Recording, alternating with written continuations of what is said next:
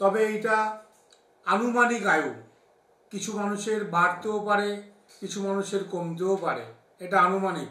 কারণ আমরা জ্যোতিষীরা বলতে পারি আপনার রাশি, আপনার আয়ু, কিন্তু ভগবানের হাতে তো মেন আয়ু, তিনি তো সব কিছুই করতে পারে, তার উপরে তো আমরা নেই।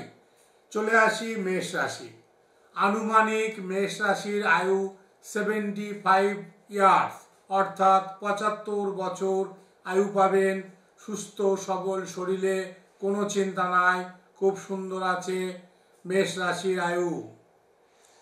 বৃষ রাশির আয়ু পাচ্ছেন খুবই বেশি, 85 অর্থাৎ 85 বছর আয়ু পাচ্ছেন।